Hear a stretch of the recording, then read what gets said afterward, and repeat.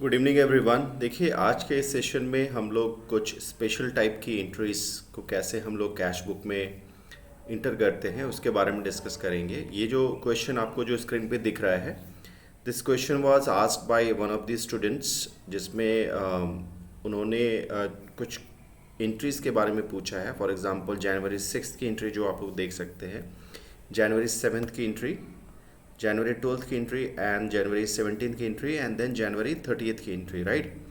तो कुछ ये कुछ स्पेशल तरीके के एंट्रीज हैं जिनको कैश बुक में एक स्पेशल रूल के अकॉर्डिंग हम लोग इंटर करते हैं। देखो, कैश बुक का जो कॉन्सेप्ट जो अभी तक आपने पढ़ा हुआ है that is very simple. Cash book में बाएं साइड में, डेबिट साइड में जितने भी रिसीट्स होते हैं उनको मेंशन करते हैं, और दाहिने साइड में जितने भी पेमेंट्स होते हैं क्रेडिट साइड में वो मेंशन करते हैं। ठीक है, double column cash book already आप लोगों ने पढ़ा हुआ है, वीडियोस देखा हुआ है, जिसमें दो कॉलम्स मिलते हैं दोनों साइड में। एक कैश का कॉलम होता है और सेकंड वाला बैंक का कॉलम होता है, राइट। तो वो सारे कॉन्सेप्ट्स क्लियर हैं। बाकी जो नॉर्मल एंट्रीज हैं वो as per the existing rule उसके अकॉर्डिंग हम लोग कैश बुक में डायरेक्ट एंट्री करते जाएंगे। ठीक है, अब ये जो कुछ एक स्पेशल एंट्रीज हैं उसके बारे में देख लेते हैं कि उसको कैसे टैकल करेंगे वन बाय वन। इन सब सारी चीज़ों को हम लोग समझेंगे। ठीक है, लेट्स बिगिन। देखो, ये जनवरी 6 एंड जनवरी 7 का मैंने ट्रांजैक्शन रिकॉर्ड पिछले क्वेश्चन से ही लिया है। पहले सबसे पहले तो पढ़ते हैं और समझते हैं कि ये कहना क्या चाहता है। ठीक है, जनवरी 6 को परचेज्ड गुड्स फ्रॉम मीना, ठीक है, फॉर ₹30,000। मीना से गुड्स को परचेज किया गया है, राइट। तो जब गुड्स को परचेज करते हैं, राइट, तो उसके लिए पेमेंट करना पड़ेगा, राइट। तो अगर ये नॉर्मल सा सिचुएशन होता, नॉर्मल सा सिचुएशन, तो अभी के कॉन्सेप्ट के अकॉर्डिंग आप इसकी एंट्री कहाँ डालते, पेमेंट साइड में डाल देते, राइट। पेमेंट साइड में अगर आप इसको कैश एज्यूम करते कि कैश में पेमेंट हुआ है, तो कैश को क्या करते हैं आप, पेमेंट साइड में कैश में एंट्री लगाते हैं और वहाँ पे क्या लिखते हैं, बाय मीना, राइट। यही करते हैं ना। बट यहाँ पे देखो, इससे एक लिंक्ड जो ट्रांजेक्शन है वो जनवरी 7 को दिया हुआ है। ठीक है, तो ये ध्यान देने वाली चीज़ है कि जब कभी भी आप कैश बुक से रिलेटेड कोई भी क्वेश्चन अटेम्प्ट करें तो पहले एक बार, सबसे पहले जितने भी ट्रांजैक्शंस हैं ना सबको एक बार पढ़ लेना और वहाँ पे फाइंड आउट करने की कोशिश करना कि कोई ऐसे ट्रांजैक्शंस तो नहीं है जो एक दूसरे से रिलेटेड हैं, इंटरलिंक्ड हैं। अगर आप ध्यान से पढ़िएगा जनवरी 6 का एंड जनवरी 7 का, ये दोनों ट्रांजैक्शन एक दूसरे से लिंक्ड है एंड रिलेटेड है। देखो, जनवरी 6 को जो परचेज गुड्स हुआ था मीना का, उसको पेमेंट किया गया है मीना को ही, ठीक है, और वो चेक के थ्रू पेमेंट किया गया है और यहाँ पे लिख रहा है फुल सेटलमेंट। और फुल सेटलमेंट अमाउंट जो लिखा गया है वो लिखा गया 28,800। ठीक है, अब इस चीज़ को समझने की कोशिश कीजिएगा।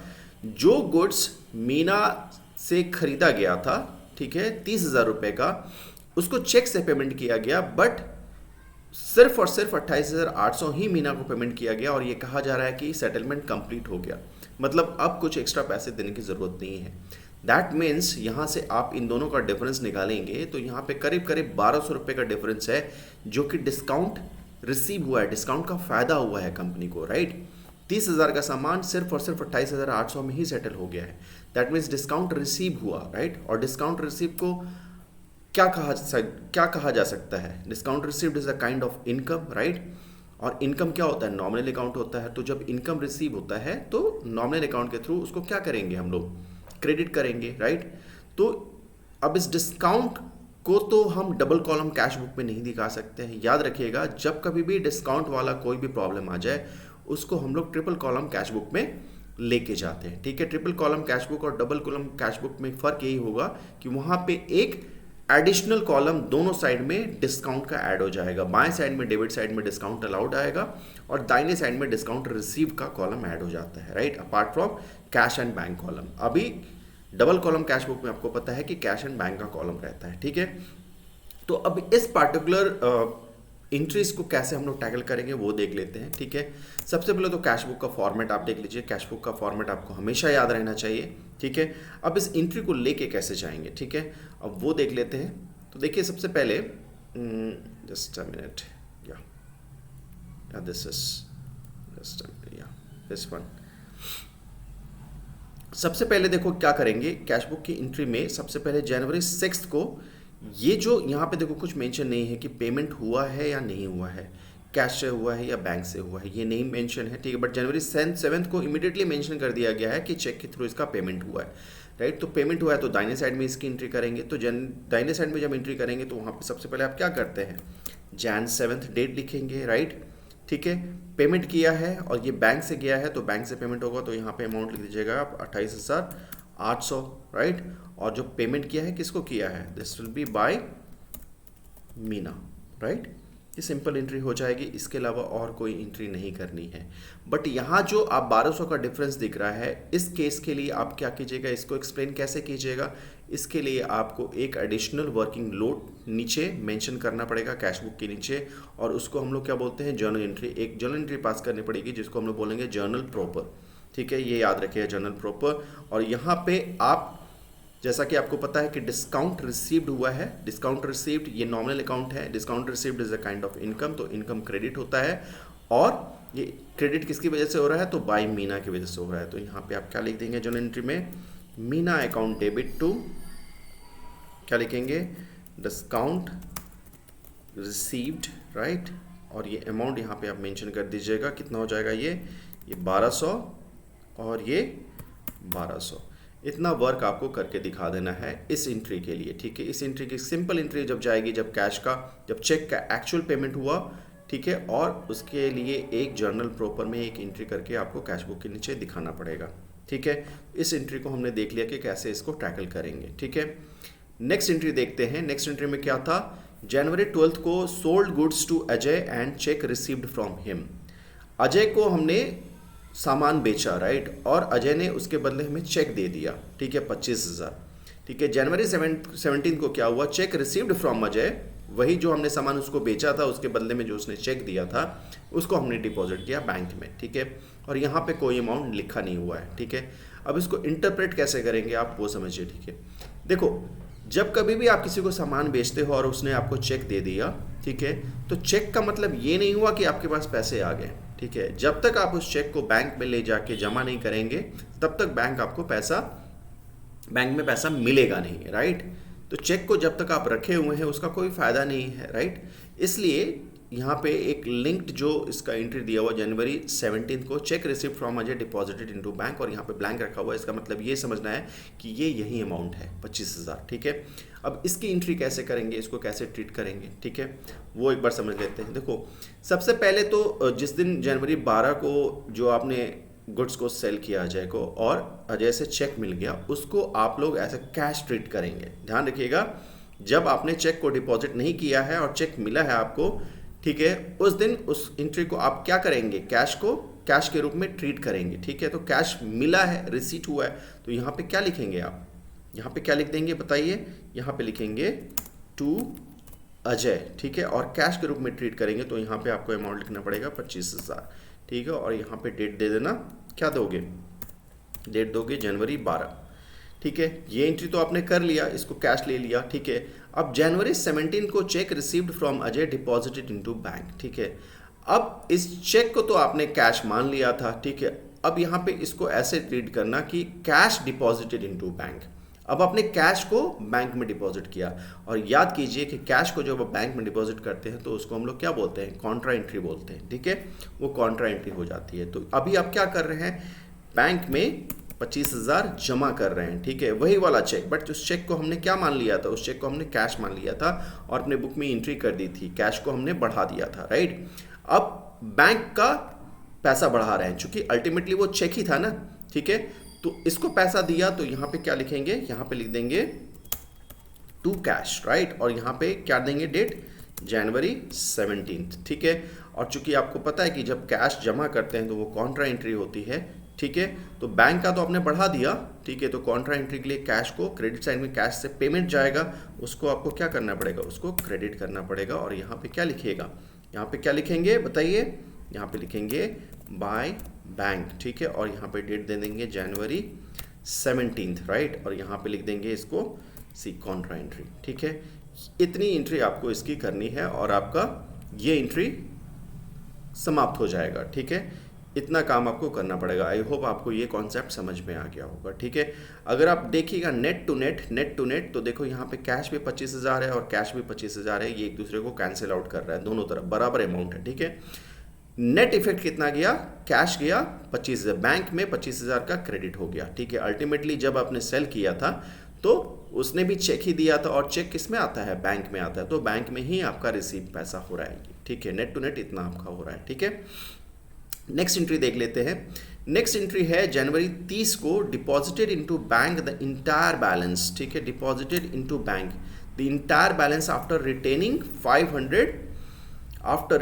500 कैश इन बिजनेस, ठीक है, कैश इन बिजनेस। समझ में आ रही है ये चीज़ें ये, ठीक है।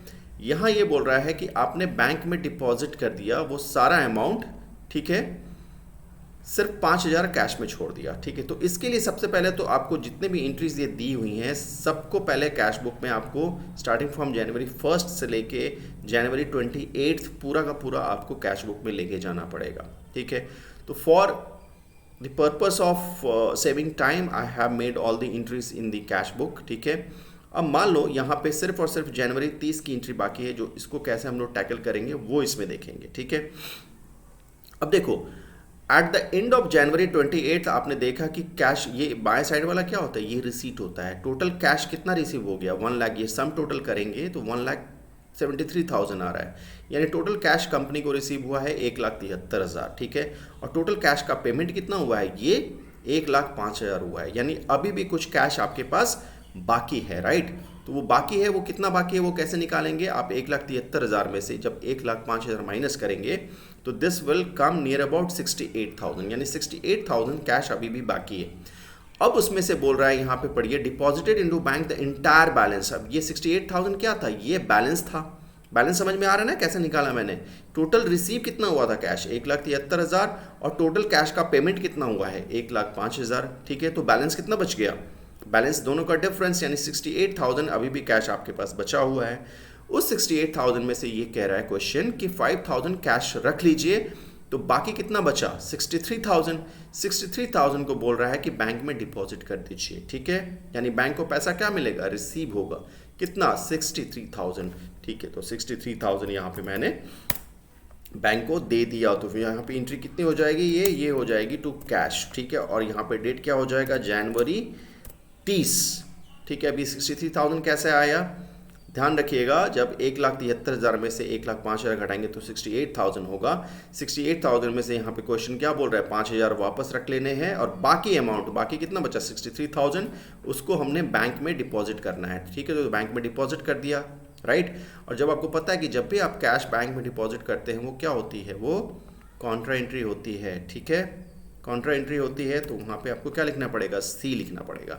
और कॉन्ट्रा एंट्री का इफेक्ट दोनों साइड में जाता है, डेबिट साइड में जाता है और क्रेडिट साइड में भी जाता है, ठीक है। तो क्रेडिट साइड में कैसे एंट्री जाएगी इसकी, क्रेडिट साइड में जाएगी एंट्री इसकी जनवरी 30, डेट लिखिए, ठीक है। और यहाँ पे लिखिएगा बाय बैंक, ठीक है। और यहाँ पे कैश को क्या कीजिएगा, आप कैश को क्रेडिट कर दीजिएगा 63,000 से। यहाँ से पेमेंट किया, कैश का पेमेंट हुआ, ठीक है। और पेमेंट कहाँ गया, बैंक में रिसीव हो गया, समझ में आ रहा है। और यहाँ भी क्या लिखिएगा, यहाँ भी आप कॉन्ट्रा एंट्री सी लिख दीजिएगा, ठीक है। एंड फाइनली लास्ट में जनवरी 31 को आप बैलेंसिंग फिगर निकाल लीजिए, तो यहाँ पे बचेगा बाई बैलेंस, ठीक है। बाई बैलेंस ये कितना हो जाएगा, दिस विल बी 5,000, मैच करके देख लेना, ये पूरा का पूरा मैच हो जाएगा। दिस विल बिकम 1,73,000, ठीक है। अभी दोनों साइड का मैच हो गया। और ये अमाउंट आपको निकालना है, ये अमाउंट कैसे निकलेगा, तो इसको निकालने के लिए एक बार मैं इसका सम टोटल करके मैं फाइंड आउट कर लेता हूँ कि ये बैलेंस कितना आएगा। तो इसके लिए जस्ट अ मिनट वेट, यहाँ पे अगर मैंने किया ये, तो this amount will be this minus sum of all this thing, यहाँ से लेके यहाँ तक, ठीक है। This comes out to be 66,200, 66,200, वो बैलेंसिंग फिगर यहाँ पे 66,200 लिख दूंगा, ठीक है। यहाँ पे बैलेंस क्या आएगा, बाई बैलेंस, बताइए बाई बैलेंस कैरी डाउन होता है, कैरी डाउन नहीं लिख रहा हूँ फिलहाल बिकॉज यहाँ पे कॉलम का विड्थ कम है, ठीक है। और ये चला जाएगा नेक्स्ट मंथ में, ये क्या हो जाएगा ट्रांसफ़र फरवरी 1 को, ये हो जाएगा to balance brought down, right, to balance brought down. और ये अमाउंट कितना हो जाएगा, ये हो जाएगा 5000। ठीक है, देखो यहाँ पे रिटेनिंग 5000 कैश इन बिजनेस, यानी 5000 और बच गया। और यहाँ पे बैंक में बैलेंस कितना बचा हुआ है, 66,200, राइट। एंड विद दिस आपका कैश बुक कंप्लीट हो जाएगा। ठीक है, आई होप आपको फंडामेंटल समझ में आ गया होगा, क्लियर होगा। और फिर भी अगर कुछ डाउट है तो you can let me know, but आपको ध्यान में रखना है कि कॉन्ट्रा इंट्रीज़ की इंट्रीज़ दोनों साइड में होती है, और कैसे इन तीनों टाइप्स की इंट्रीज़ को हम लोग टैकल करेंगे वो भी आपको ध्यान में रखना है। ठीक है, पहला तो ये चेक आपको रिसीव हुआ बट आपने चेक बैंक में डिपॉजिट नहीं किया, तो उसको कैश के रूप में पहले ट्रीट करना है और फिर उसकी एंट्री करनी है, फिर बाद में उसको बैंक में ट्रांसफ़र करना है। और जब भी आप बैंक में जब पैसे जमा करते हैं तो वो कॉन्ट्रा एंट्री होती है। ठीक है, कॉन्ट्रा एंट्री का एग्जांपल मैंने आपको बता दिया था, when cash is deposited into bank. And second उसका जो एग्जाम्पल होता है, when cash is withdrawn from the bank for the office use. ठीक है, फॉर द पर्सनल यूज़ नहीं। ठीक है, दो ही एग्जाम्पल होता है। फर्स्ट, आप कैश जब डिपॉजिट करते हैं तो उसकी कॉन्ट्रा एंट्री बनती है बैंक में, और जब आप कैश विड्रॉ करते हैं बैंक से फॉर ऑफिस यूज़, उसकी कॉन्ट्रा एंट्री बनती है। क्लियर है, पर्सनल यूज़ के लिए करेंगे तो वो ड्राइंग हो जाती है। ठीक है, तो कॉन्ट्रा एंट्री में सिर्फ और सिर्फ दो बैंक इन्वॉल्व होते हैं, एक कैश अकाउंट और दूसरा बैंक अकाउंट। ठीक है, ये आपको ध्यान में रखना है। ठीक है, कोई तीसरा अकाउंट उसमें इन्वॉल्व नहीं होगा। ठीक है, या तो कैश डिपॉजिट होगा बैंक में, या फिर बैंक से कैश निकाला जाएगा फॉर ऑफिस यूज़। ठीक है, और ये वाली एंट्री तो सिंपल थी, आपको मैंने बता दिया। ठीक है, purchase goods from Meena and settle in full settlement. ठीक है, तो वो उसके लिए आपको एक जर्नल प्रॉपर एंट्री नीचे वर्किंग में करके दिखाना होगा, और जितना एक्चुअल पेमेंट हुआ है उसकी एंट्री ही बस आपको करनी है। ठीक है, अगर ये ट्रिपल कॉलम कैश बुक होता तो यहाँ पे डिस्काउंट रिसिप्ट का एक नया कॉलम बनेगा और उसमें ये 1200 अमाउंट आपको दिखाना पड़ता, तब नेट टू नेट इफेक्ट आपको पता लग जाएगा। बट अभी डबल कॉलम कैश बुक है, डबल कॉलम कैश बुक में आपको जर्नल प्रॉपर बना के दिखाना पड़ेगा, और वहाँ पे दिखाना पड़ेगा कि ये 1200 का डिफरेंस आ रहा है, ये किस वजह से आ रहा है, तो this is discount received. Clear है? ठीक है, with this I finish this session, and please like and subscribe and share the videos among your friends. Thank you so much.